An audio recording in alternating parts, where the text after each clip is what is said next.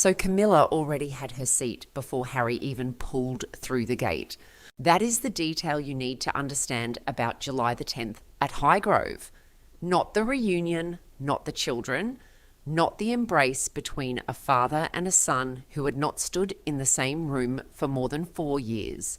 The detail is the chair. A floral armchair positioned beside the tall window in the drawing room, angled toward both the door and the fireplace, close enough to hear every word spoken at conversational volume. Nobody assigned that chair. Nobody placed a card with her name on the cushion. But when Harry walked into the room carrying his son, Camilla was already seated. Her handbag was on the side table, her jacket was folded across the arm, and she did not stand up. You need to sit with that image for a moment, because everything that happened in that room over the next hour flows from one fact.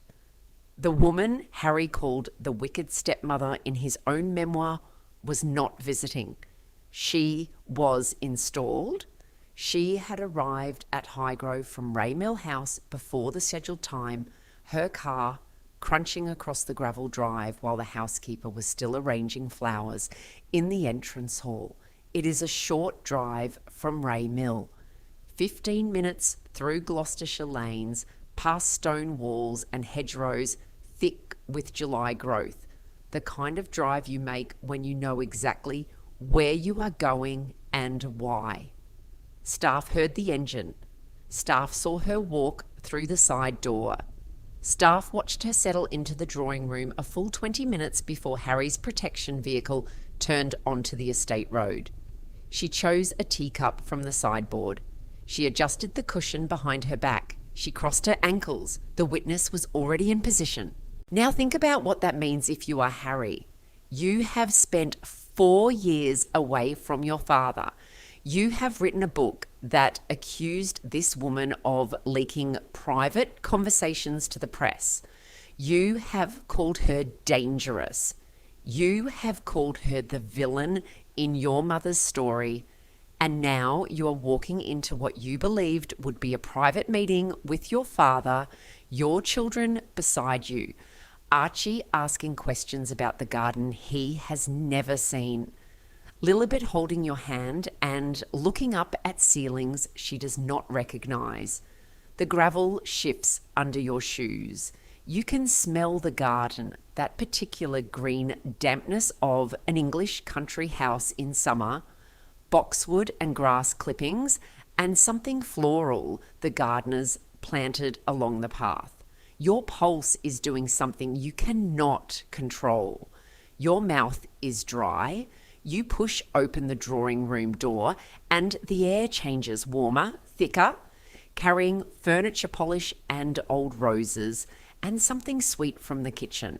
Your father is standing near the mantelpiece. He's smiling, his eyes are wet, and there in the armchair by the window, afternoon light falling across the fabric, sits the woman you accused, watching. She did not introduce herself to the children. She did not cross the room. She did not kneel down or extend a hand or say their names. She remained seated, hands folded, positioned like someone who had been asked to observe a procedure. Harry's jaw tightened.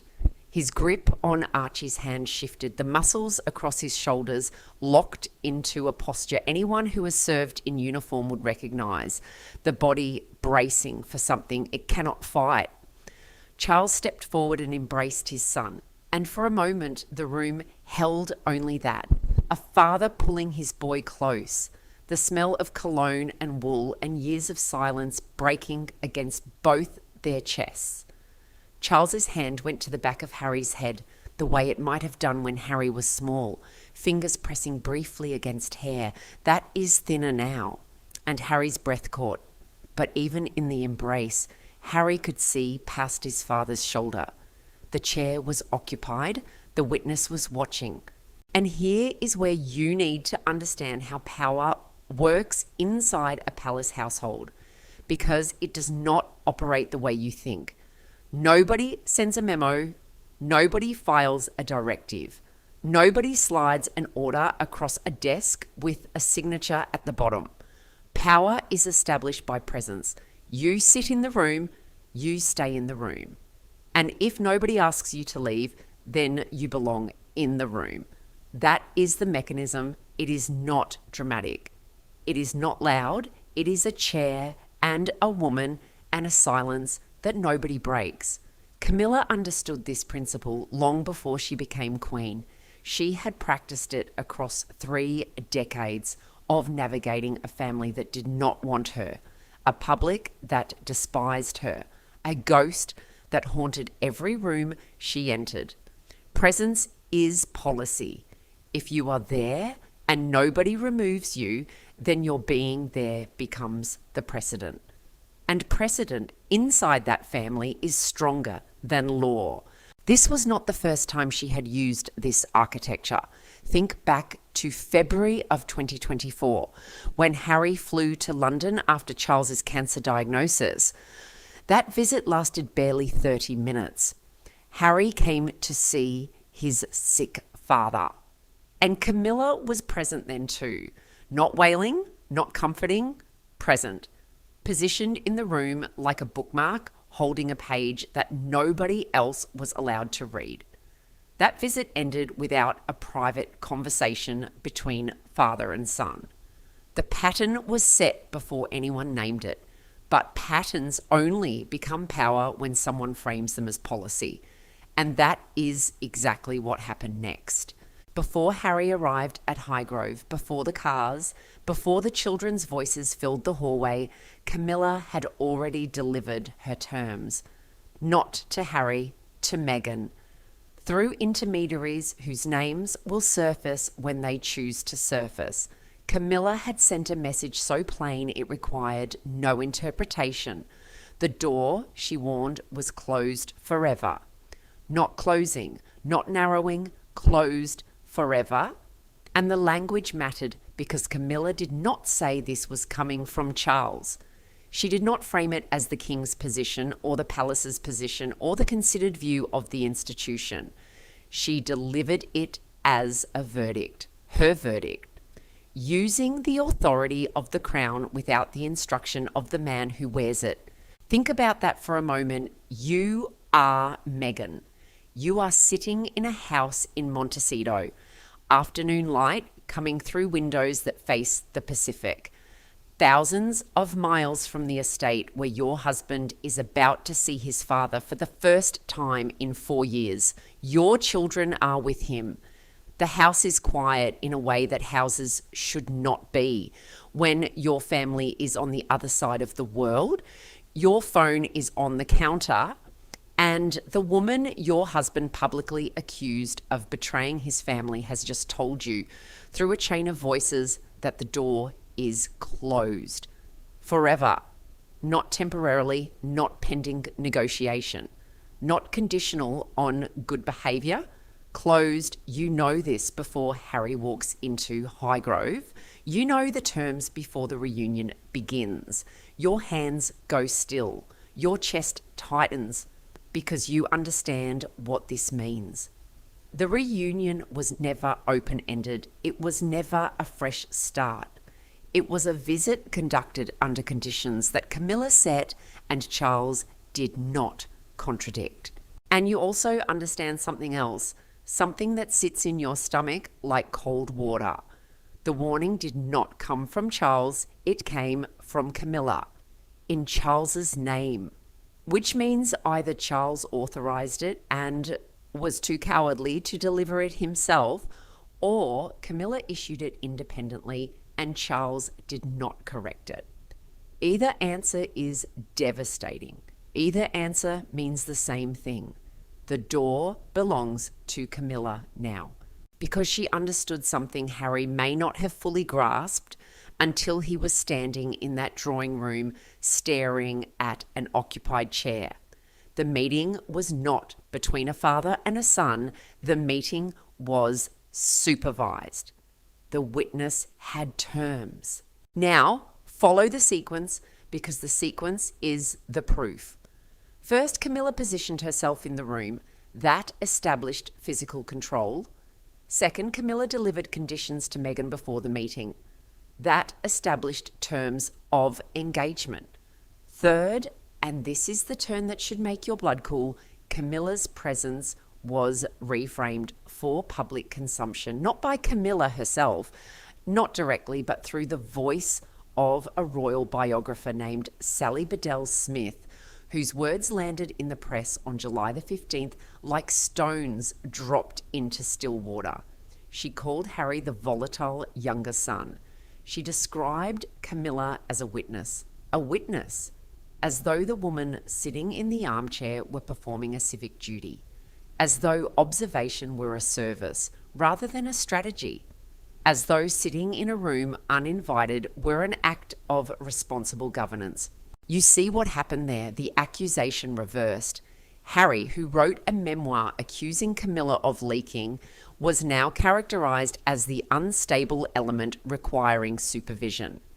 Camilla, accused of betrayal, was repositioned as institutional observer. The leaker became the recorder. The person who was supposed to be answering questions was suddenly the one documenting the answers. And the framing was brilliant in its cruelty.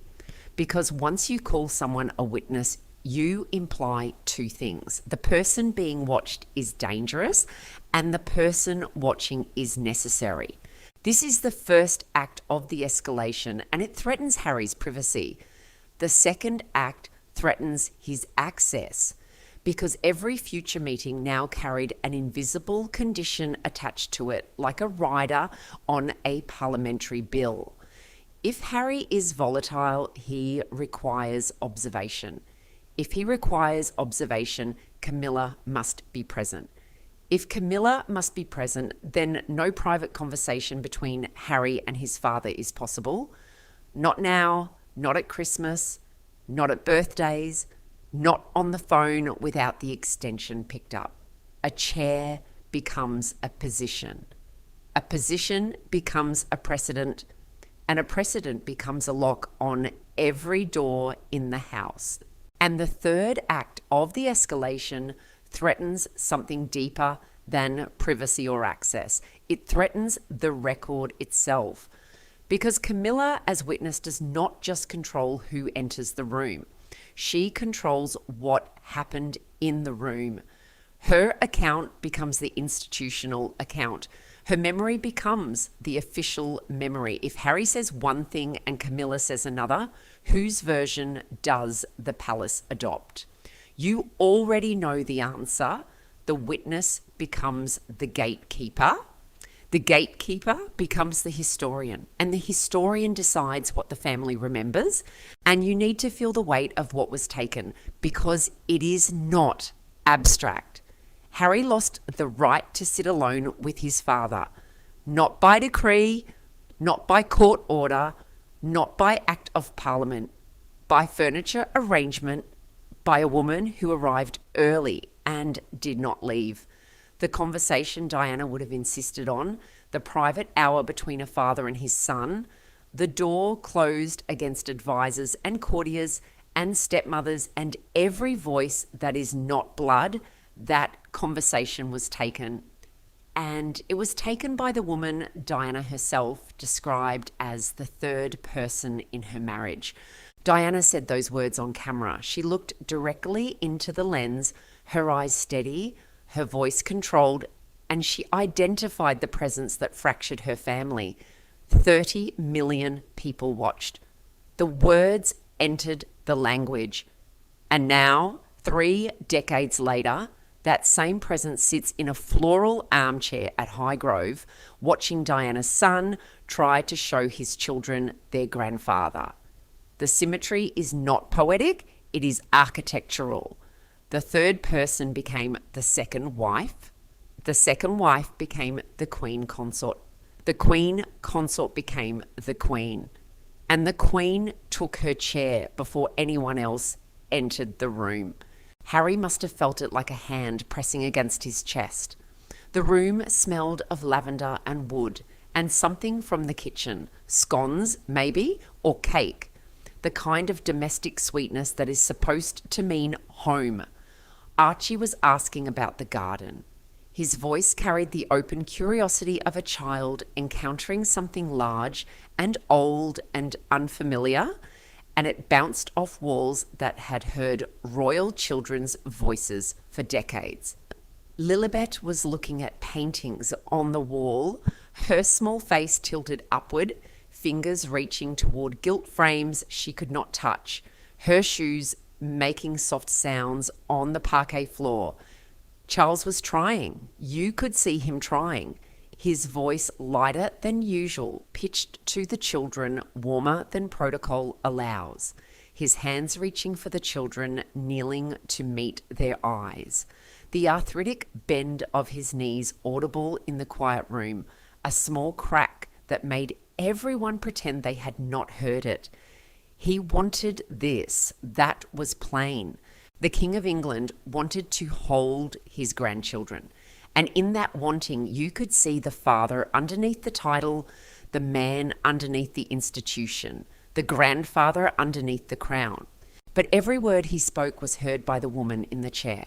Every gesture recorded, every stumble, every silence, every moment where his voice broke or his eyes filled, every moment of vulnerability catalogued by the person Harry had called the enemy of his mother's happiness. This was not a family reunion.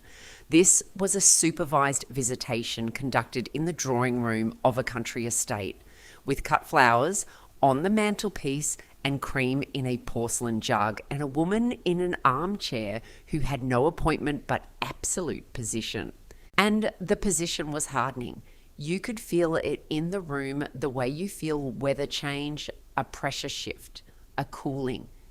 Every minute Camilla remained in that chair without being asked to leave was another minute of precedent.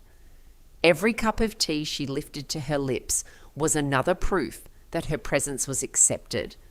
The gatekeeping position was solidifying like concrete setting in summer heat. Camilla as permanent intermediary. Every future meeting requiring her knowledge, her schedule, her approval. Harry could see it forming. He could feel the walls of a system closing around the only relationship that had brought him back to this country. The woman who accused him of volatility was 3 meters away, and every second she sat there was another brick in a wall he could not climb. The hour passed. The light moved across the floor, that slow English afternoon crawl from window to wall. Archie's voice had grown quieter.